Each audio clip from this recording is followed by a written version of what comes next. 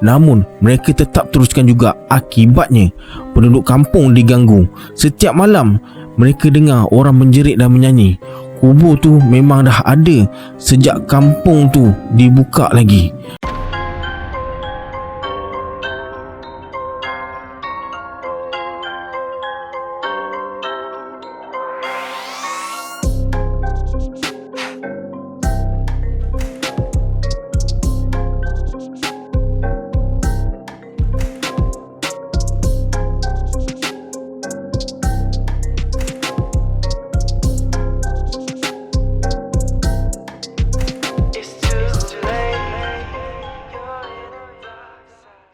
A'udzubillahi minasyaitonirrajim. Bismillahirrahmanirrahim. Assalamualaikum semua, kembali lagi bersama saya Syarul. Terima kasih sebab dah klik video ni. Semoga yang menonton video ni ditambahkan rezeki dan dipermudahkan urusan dunia dan akhirat. Baiklah, dalam video kali ini saya akan sambung cerita bercakap dengan jin siri 62, 63 dan 64. Yang mana terlepas siri-siri sebelum ni, saya letakkan link playlist dekat bawah. Yang belum subscribe tu, sila subscribe sekarang dan tekan notification bell sekali. Pada sesiapa yang nak join grup Telegram dan nak beli lampu benang ni, saya letakkan link dekat bawah juga. Macam biasa, sebelum saya mulakan, jom kita baca selawat Nuri Mubin dulu. Sallallahu Rabbuna ala nuril mubin Ahmad al-Mustafa Sayyidil Mursalin. Sallallahu Rabbuna ala nuril mubin Ahmad al-Mustafa Sayyidil Mursalin. Sallallahu Rabbuna ala nuril mubin Ahmad al-Mustafa Sayyidil Mursalin. Tanpa buang masa lagi, jom let's jump tu Rabak Seram.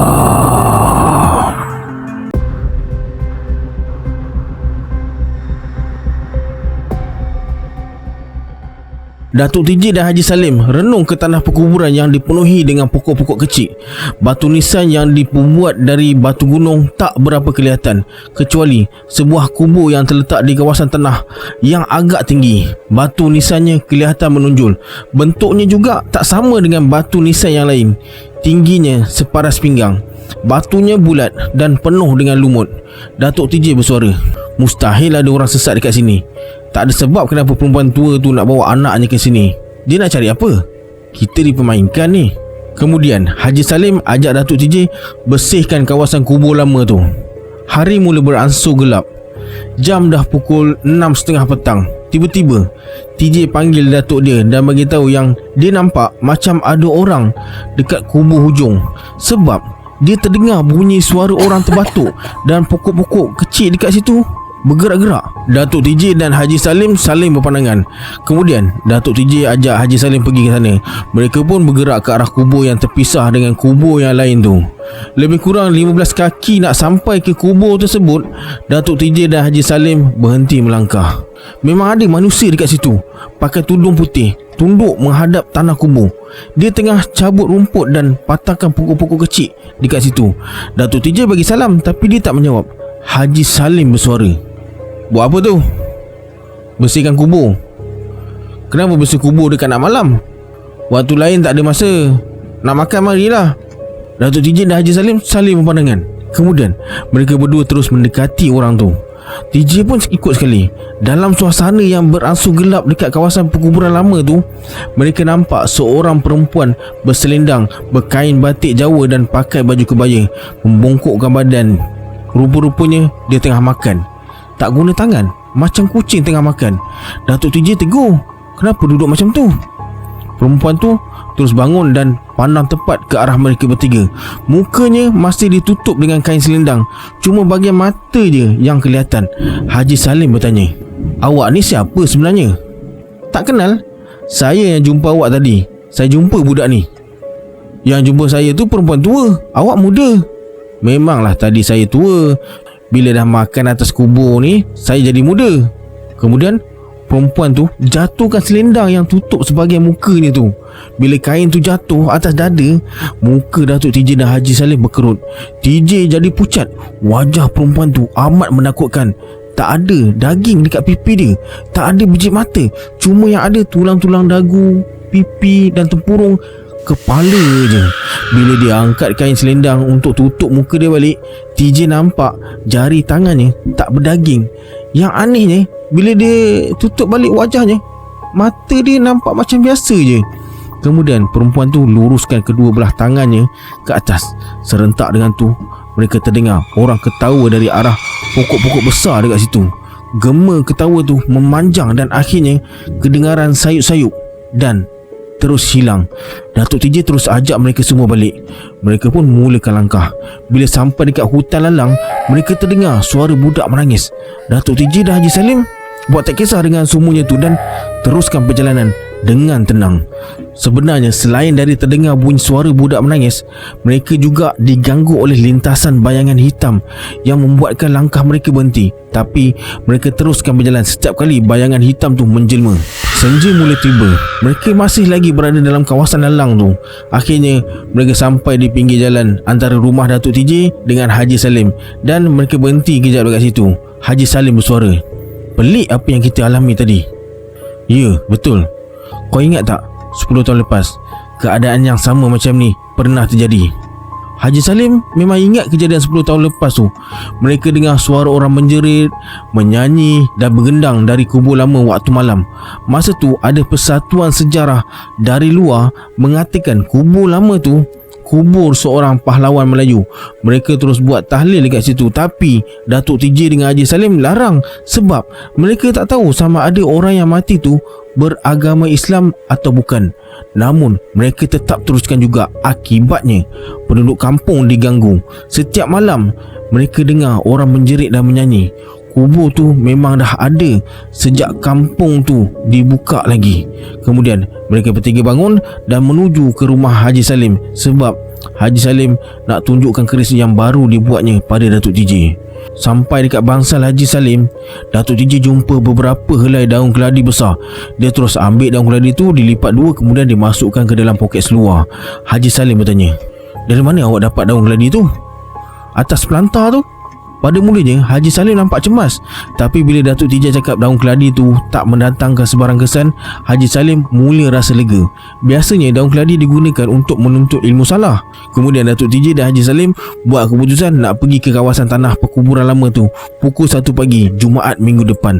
Tak lama lepas tu, TJ dengan Datuk dia terus tinggalkan bangsal Haji Salim menuju ke rumah. Hari dah gelap. Azan mula terdengar. Lepas solat maghrib, Datuk TJ panggil TJ nak periksa kaki dia. Alhamdulillah, kaki TJ bertambah baik.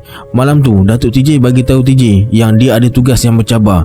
Jadi sepanjang minggu ni dia tak bagi TJ kacau dia sebab Datuk TJ nak buat persiapan, dan suruh TJ ikut Haji Salim gali ilmu dari dia.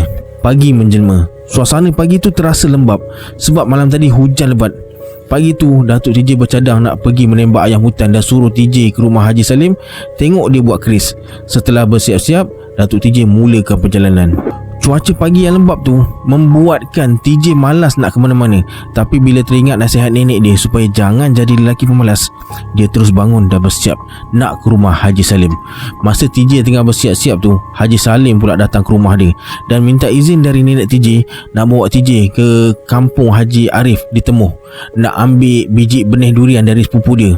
Mereka berdua pergi ke sana naik motor. Dari kampung sampai ke Bandar Ipoh, cuaca sepanjang perjalanan tu redup je. Akhirnya mereka berdua sampai di Pekan Temuh dan singgah di kedai kopi.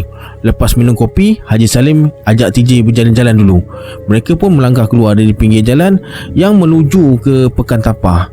Sayup-sayup TJ terdengar bunyi gendang orang jual ubat. TJ ajak Haji Salim pergi tengok. Haji Salim setuju.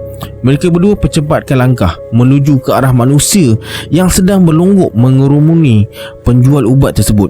Bila sampai dekat sana, TJ mencelah sana, mencelah sini dan berjaya sampai ke garisan sepadan penjual ubat tu. TJ terus duduk mencangkul dekat situ. Penjual ubat berbangsa Cina tu berbadan besar dan tegap macam ahli gusti. Pakai seluar hitam dengan tali pinggang besar berwarna merah. Kaki seluarnya yang kecil dimasukkan ke dalam kasut. Dua orang kawannya juga berbadan tegap. Kawannya yang pukul gendang berwajah bengis. Seorang lagi pegang tombak. Dekat depan penjual ubat tu ada berlonggok-longgok akar ubat dan batang-batang kayu kecil. Tak jauh dari longgokan batang kayu dan akar tersusun botol-botol yang berisi pil, kepala ular dan kulit ular yang dah dikeringkan. Seorang lelaki Cina dekat situ beritahu kawannya yang berbangsa Melayu, "Ini sensei bukan sini punya, dia Taiwan mari. Banyak kuat punya orang." Kemudian penjual ubat tu tunjuk kehebatannya. Dia suruh kawan dia tetak tangan dia guna parang. Tapi tak lut, kebal. Wajah penjual ubat kelihatan tenang sambil gosok tangannya dengan sejenis minyak yang ada dekat situ. Masa penjual ubat tengah gosok minyak dekat tangannya, tiba-tiba kawan dia ambil tombak bermata kapak lalu dikapakkan dekat belakang penjual ubat tu dengan sekuat hati. Penjual ubat tu tersenyum je. Beberapa minit kemudian, orang yang berkumpul dekat situ berebut-rebut nak beli minyak tersebut dengan harga 50 sen sebotol. Bila orang ramai dah selesai beli ubat, penjual ubat tu buat pertunjukan lagi dengan menikam perutnya dengan pedang. Ternyata pedang tu tak mampu menembusi kulit perutnya. Penjual ubat tu bersuara, "Orang Melayu mana ada kuat macam saya?" Lepas tu dia renung satu persatu wajah orang Melayu yang ada dekat situ dan tunjukkan kekuatannya. Seorang Cina tempatan menghampiri penjual ubat dan nasihatkan penjual ubat dari Taiwan tu supaya jangan buat macam tu. Tapi dia tak endahkan dan terus mencabar dan mencabar. Tiba-tiba terdengar suara, "Lu jangan ingat orang Melayu tak kuat." TJ segera toleh ke kanan. Dia nampak Haji Salim tengah melangkah garisan putih yang ada dekat situ. Penjual ubat tu terus ketawa. Kemudian salah seorang Cina tempatan segera menghampiri Haji Salim dan nasihatkan dia supaya jangan bergaduh. Tapi Haji Salim tak peduli. Dia nak bagi pengajaran pada Cina yang datang dari Taiwan tu. Penjual ubat tu tersenyum sinis melihat TJ dan Haji Salim dan bersuara, "Sekarang kalau lu boleh kasih luka, gua bagi lu 500. Kalau gua kasih luka lu, berapa lu kasih?" "Tak usah bagi apa-apa. Gua tak mau lu punya wang dan gua punya wang tak mau bagi sama lu." Haji Salim terus letak tangan di atas tunggul kayu. Lepas tu penjual ubat tu ambil parang dan tetak tangan Haji Salim sekuat hati. Dia terkejut, tangan Haji Salim tak luka pun. Muka penjual ubat jadi merah padam. Tanpa membuang masa, dia terus menetak-netak sebanyak 3 kali berturut-turut. Semuanya tak mendatangkan kesan. Kemudian penjual ubat suruh Haji Salim pula tetak tangan dia. Penjual ubat tu terus duduk mencangkung dan letak tangan kanannya atas tunggul kayu. Kemudian Haji Salim ambil parang dan berdiri dengan tenang dekat penjual ubat tu. Mulutnya bergerak-gerak membaca sesuatu. Kemudian dia terus tetak. Penjual ubat tu terus menjerit. Tangan dia tak putus, tapi tempat yang kena tetak tu jadi bengkak dan warna jadi hitam kebiru-biruan. Kawan si penjual ubat tu segera sapukan minyak. Tapi makin disapu, makin besar bengkaknya dan penjual ubat jadi semakin lemah dan tak mampu nak gerakkan tangannya. Haji Salim segera pulihkan penjual ubat tu. Beberapa minit kemudian, bengkak semakin kurang dan akhirnya terus pulih seperti sedia kala. Penjual ubat tu bersuara, "Lu memang kuat. Ini semua Tuhan punya kuasa." Penjual ubat tu hulurkan duit RM500, tapi Haji Salim menolak. Penjual ubat tu berkata, "Saya sudah banyak tempat pergi, belum ada orang Melayu berani lawan. Jadi saya ingat orang Melayu memang tak kuat." "Lu silap. Orang Melayu tak suka tunjuk-tunjuk kuat itu macam. Tapi kalau lu sudah cakap besar, saya mau cuba." Kemudian penjual ubat tu terus bersalam dengan Haji Salim dan kemaskan semua barang-barang niaga dia. Disumbatkan ke dalam kereta Myros Minor berwarna hitam dan terus tinggalkan tempat tu. Tak lama kemudian, TJ dan Haji Salim pun tinggalkan tempat tu menuju ke tempat parking motosikal berhampiran warung kopi. Mereka berdua teruskan perjalanan ke kampung Haji Arif. Akhirnya mereka sampai. Sepupu Haji Salim sambut mereka depan halaman rumah. Tengah hari tu mereka makan dekat sana. Lebih kurang pukul 4 petang, mereka minta diri untuk pulang. Bawa sekali benih durian dari jenis yang baik sekali. Dekat waktu senja, mereka baru sampai ke rumah. Haji Salim bagi TJ 2 pokok benih durian. Kemudian TJ tinggalkan rumah Haji Salim menuju ke rumah datuk dia.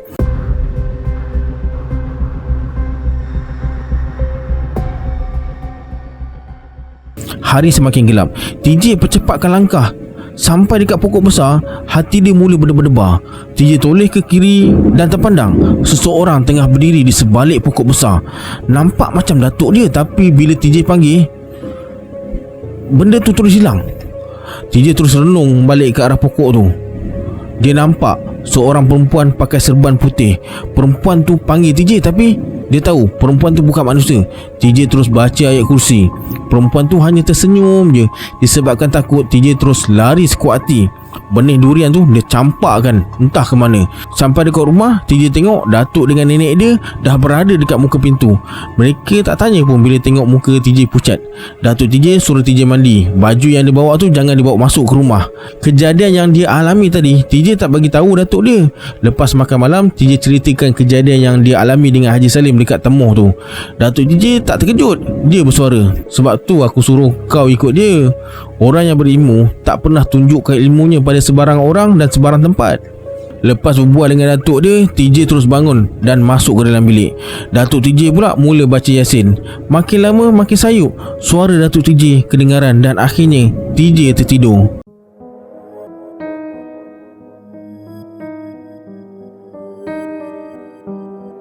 Malam Jumaat, TJ rasa pelik bila Haji Salim solat maghrib dekat rumah datuk dia. Lepas solat, mereka baca Quran. Nenek TJ pun rasa pelik juga. Dia tanya pada TJ, "Ada apa rancangan Haji Salim dengan datuk kamu tu? Malam ni malam apa, Nek?" "Malam Jumaat. Nek tahu datuk dan Haji Salim nak pergi kubur lama tengah malam ni." "Kubur lama? Nak buat apa?" "Tu kenalah tanya datuk." Nenek TJ terdiam. Dia renung muka TJ. TJ tahu nenek dia tak akan bertanya pada datuk dia tentang hal tu. Akhirnya TJ yang bagi tahu sendiri pada nenek dia yang datuk dia nak periksa kubur lama tu sebab ada orang puja kubur tu. Lebih kurang pukul 12.30 malam, mereka bertiga mulakan langkah. Datuk TJ selitkan rotan semambu sepanjang 2 depa dekat celah ketiak dia. TJ pula ditugaskan untuk bawa lampu slow. Mereka melangkah menuju ke arah kubur lama. Datuk TJ pesan pada TJ, jangan pasang lampu kecuali dia suruh. Malam tu, keadaan langit agak cerah. Gumpalan awan hitam nampak berarak menuju ke arah barat. Sesekali kelihatan cahaya kilat di kaki langit. Tiba-tiba Haji Salim suluh ke arah pangkal pokok. Dia nampak pokok-pokok kecil dekat situ bergoyang-goyang. Serentak dengan tu terdengar bunyi ngauman yang memanjang. Tiba-tiba satu lembaga menerpa ke arah Datuk TJ bersama ngauman yang cukup kuat. Datuk TJ terus rebah ke tanah dan menjerit, "Harimau kumbang, Haji!" Haji Salim mendekati Datuk TJ dan tendang badan harimau yang gigit lengan Datuk TJ. Dengan sekali tendang, harimau tu terpelanting dan terus hilang ke dalam semak. Lepas periksa keadaan Datuk TJ, mereka teruskan perjalanan. Lebih kurang beberapa meter nak sampai, mereka nampak cahaya api atas kubur dan terdengar suara orang bercakap dengan suara orang baca tahlil. Mereka bertiga merangkak menuju ke arah kubur lama tu. Lebih kurang 2 kaki nak sampai, Datuk TJ suruh TJ dan Haji Salim duduk sambil perhati ke arah kubur lama tu. Dengan bantuan cahaya api dari kubur tu, TJ nampak lebih kurang 10 orang tengah mengelilingi kubur lama tu. Mereka semua pakai serba hitam. Dekat bahagian kepala batu nisan tu ada tempat perasap dengan baranya yang masih merah menyala. Ada orang yang ditugaskan untuk jaga api dekat pinggir kubur. Kemudian salah seorang daripada mereka terus bangun sambil menatang seorang kanak-kanak. Kanak-kanak tu didekatkan pada api tersebut. Tiba-tiba kanak-kanak tu menangis dan terdengar suara seorang perempuan. "Pulangkan pada aku, dia anak aku." "Aku boleh pulangkan, tapi apa? Biar aku potong lehernya." "Untuk apa?" "Ini janji kita dulu. Nanti ibunya marah. Aku cuma penjaga je." "Jadi ini bukan anak kamu? Kamu curi dari ibunya?" "Ya. Dia hak aku." Semua terdiam bila lelaki tu tinggikan suara. Suasana dekat sekitar kubur lama kembali sepi. Kemudian lelaki tu letak kanak-kanak atas kubur dan sumbatkan susu ke mulutnya. Tapi Datuk TJ yakin kanak-kanak tu bukan kanak-kanak betul dan suara kanak-kanak menangis tu datang dari dalam kubur. Kemudian lelaki tu keluarkan pisau lalu menikam kanak-kanak tersebut. Terdengar suara jeritan kanak-kanak tu dan terlihat darah dari perut kanak-kanak tu memecik keluar membasahi pergelangan tangan lelaki tu. Suara ketawa mula terdengar. Bila suara ketawa tu senyap, terdengar pula bunyi mengilai. Orang-orang yang ada dekat sekeliling kubur lama tu bertepuk tangan sambut hilai ketawa tu. 5 minit kemudian bunyi mengilai tu senyap. Lelaki yang tikam kanak-kanak tu terus berdiri dan mendepakan kedua belah tangannya. Kemudian lelaki tu bersuara, "Hai Ratu, Raja dahulu, aku tahu kuburmu, kubur Seri Banian, waris terdekat dari Selendang Delima. Kabarkan pada kami di mana harta keturunan kamu disimpan." Tak ada jawapan. Lelaki tu ulang balik ayat tadi. Tetap tak ada jawapan juga. Kemudian lelaki tu berjalan atas kubur. Pokok-pokok dekat belakang TJ bergegar. Tiba-tiba ada lembaga besar dan tinggi berlintas depan mereka bertiga. "Jangan tegur," kata Datuk TJ. TJ dan Haji Salim anggukkan kepala. Kemudian TJ nampak salah seorang daripada lelaki tu melompat dan melutut dekat depan lelaki yang tengah berjalan atas kubur tu. Lelaki tu bersuara, "Semua harta tu ada dalam kubur kami. Kamu tak boleh ambil kalau tak memenuhi syaratnya. "Apa syaratnya?" Kami mahu lidah anak dara sunti, bukannya kanak-kanak. Syarat kedua, kami mahu ganggu penduduk di sini. Dan syarat ketiga, kamu semua harus datang ke sini pada setiap tengah malam Jumaat." Selesai je lelaki tu berkata-kata, dia terus rebah. Yang lain cuma ketawa dan bertepuk tangan. Kemudian lelaki tu bangun dan duduk bersila. Dia bersuara lagi, "Syarat itu dari aku, raja terawal yang memerintah negeri ini. Berasal dari utara dan aku mahu darah kamu semua." Lelaki yang berjalan atas kubur tu terus keluarkan botol besar dari dalam kain hitamnya dan ketuk botol tu pada batu nisan. Kemudian serpihan botol tu diserahkan pada lelaki yang tengah melutut depan kubur. Salah seorang daripada mereka letakkan baldi kecil depan lelaki yang melutut tu. Dengan tenang, lelaki yang melutut tu lukakan tangan kirinya dan titiskan darahnya dalam baldi. Yang lain pun buat perkara yang sama. Bila semuanya dah titiskan darah dalam baldi tu, orang yang digelar raja tu terus minum darah tu dan baki darah yang masih ada dalam baldi tu diserahkan pada orang lain untuk diminum dan selebihnya dicurahkan pada batu nisan. Mereka semua terus bertepuk tangan. Kemudian raja tu suruh makan. Semua orang yang keliling kubur lama tu keluarkan daun keladi lalu diletakkan dekat depan. Lepas tu raja tu keluarkan sesuatu dari kain hitam dan letakkan atas daun keladi yang tersusun dekat depan dia. Mereka semua terus makan. Raja tu bersuara, "Apa lagi yang kamu mahu?" "Ilmu yang bertentang dengan hukum agama, hukum akal, tak mengenal belas sesama manusia."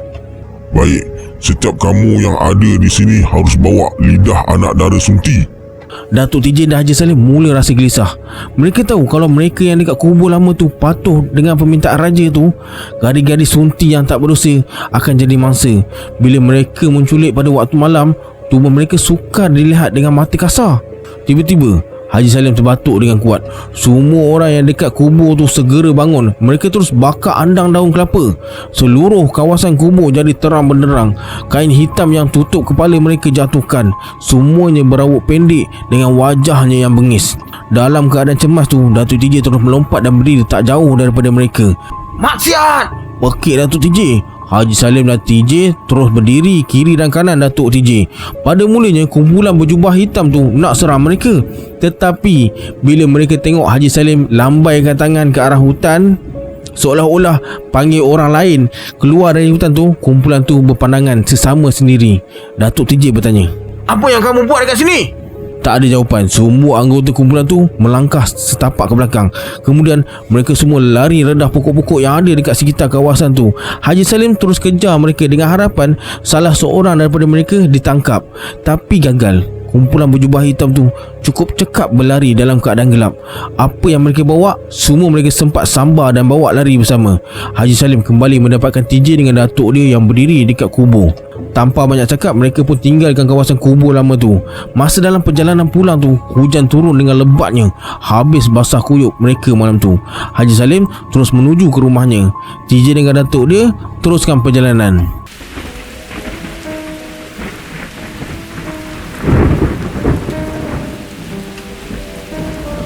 Sampai rumah, lepas mandi, TJ terus ganti pakaian sebab kejap lagi dah nak masuk waktu subuh. Kemudian Datuk TJ masuk ke ruang tengah. Tiba-tiba terdengar suara dia menjerit. TJ dengan nenek dia terus berlari ke ruang tengah. TJ nampak datuk dia tengah membungkuk ambil sesuatu dan campakkan kedua tingkap. TJ bersuara, "Apa dia tu?" "Daging orang dalam daun keladi. Aku campakkan ke tanah." "Kenapa Tok tak tanam?" Tak usah banyak tanya. Disebabkan azan subuh dah berkumandang, mereka solat subuh dulu. Hujan masih turun lagi, tetapi tak selebat tadi. Lebih kurang pukul 9 pagi, hujan dah berhenti. TJ dengan datuk dia berehat dekat anjur rumah. Dari jauh kelihatan seorang lelaki berbaju putih berseluar hitam datang ke arah mereka. Sampai dekat halaman rumah, lelaki tu terus bagi salam. Datuk TJ pelawa dia naik ke rumah. Lelaki tu hanya diam sambil mengurut-ngurut. janggutnya. TJ perasan lelaki tu tak berani bertentang mata dengan datuk dia. Setiap kali datuk TJ renung mata dia, lelaki tu segera alihkan pandangannya ke arah lain.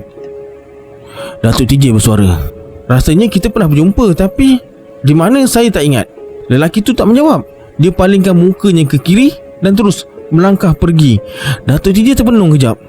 Dia macam cuba mengingati sesuatu. Tiba-tiba Datuk TJ tepuk lantai sambil berkata, "Aku ingat." "Ingat apa tu?"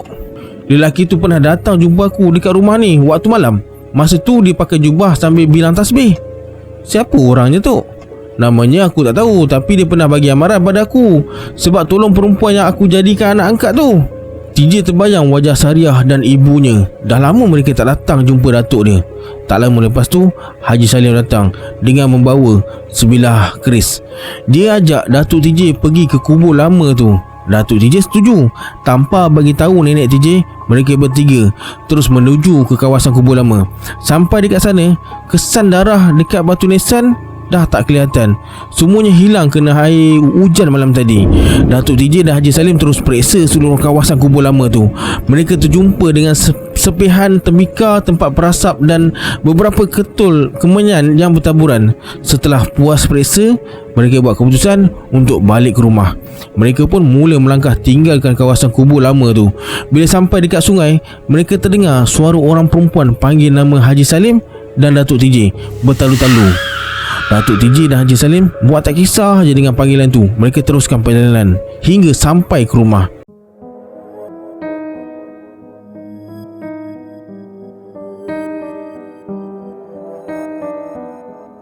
Dah seminggu lebih penduduk kampung Mandi Upih diganggu. Setiap kali waktu senja dan waktu subuh, rumah mereka didatangi orang-orang berjubah hitam dan ketuk pintu rumah mereka, terutama sekali waktu solat maghrib.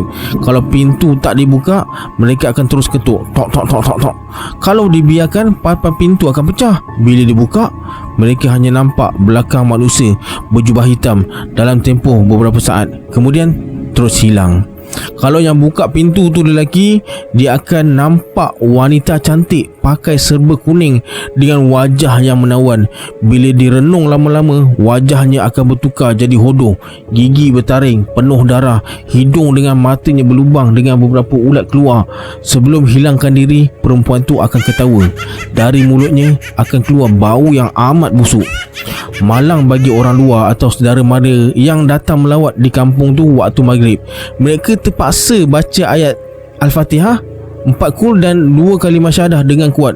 Bila pembacaan tu betul dan lancar, baru saudara atau adik-beradik mereka buka pintu. Kalau tak boleh baca, anak sendiri pun tak akan dibuka pintu. Mereka buat macam tu sebab patuh nasihat dari Haji Salim. Disebabkan nasihat tu jugalah kanak-kanak yang belum sekolah dan lancar baca ayat-ayat tersebut. Kesannya memang baik. Sejak itu, manusia berjubah hitam mula kurang mengganggu penduduk pada waktu maghrib. Walaupun kegiatan kumpulan berjubah hitam tu berkurangan, tapi Datuk TJ tak puas hati. Dia nak hancurkan kumpulan tu juga. Satu hari, ada seorang lelaki datang ke rumah Datuk TJ. Dia ni kawan baik kepada Haji Salim. Lelaki tu berasal dari kampung Mata Aceh. Dia datang jumpa Datuk TJ sebab ketua kampung Mata Aceh suruh dia minta tolong daripada Datuk TJ. Menurut lelaki tu, 2 hari lepas ada anak dara sunti dekat kampung dia mati dicekik pada waktu senja dan lidahnya dipotong. Datuk TJ tarik nafas panjang. Kemudian dia renung wajah Haji Salim. Mereka berbalas senyuman, macam ada rahsia besar yang mereka sembunyikan. Lepas berbual lebih kurang 15 minit, lelaki itu minta diri untuk pulang. Haji Salim yakin itu perbuatan orang yang mereka lihat di kubur lama tu. Kemudian Datuk TJ ajak TJ dan Haji Salim solat asar dekat surau. Lepas solat asar, Datuk TJ tak pulang ke rumah. Dia singgah rumah Haji Salim. Haji Salim bawa Datuk TJ melawat ke bahagian tempat dia buat keris. Datuk TJ terkejut besar bila tengok ada beberapa bilah lembing yang di bahagian hujung matanya terlekat buah limau nipis, manakala hulu lembing dilumur dengan tanah liat yang berwarna kuning. Kata Haji Salim, lembing tu untuk orang yang ada ilmu kebal. Tiba-tiba Datuk TJ bersuara, "Aku yakin orang-orang tu tak susah dicari. Mereka akan datang cari kita. Aku rasa orang tu ada dekat sini." Haji Salim terus perhati kiri dan kanan, macam cari sesuatu. Tak ada sesiapa dekat situ selain TJ dengan Datuk dia. Haji Salim bersuara, "Awak bergurau kan?" "Tak, Saya yakin orang tu ada dekat sini. Selesai je Datuk Tiji bercakap, ulu lembing yang tersusun tu terangkat dengan sendiri, macam ada orang yang mengangkatnya. Kemudian ulu lembing tu tersusun kembali seperti asal. Ketika itu juga Haji Salim nampak bayang-bayang manusia melintas dekat depan dia. Okey, sampai sini cerita bercakap dengan jin untuk kali ni. Kita bersambung di siri 65. Jangan lupa like, komen dan share video ni. Kita berjumpa di video akan datang. Saya Syarul. Assalamualaikum. Adios.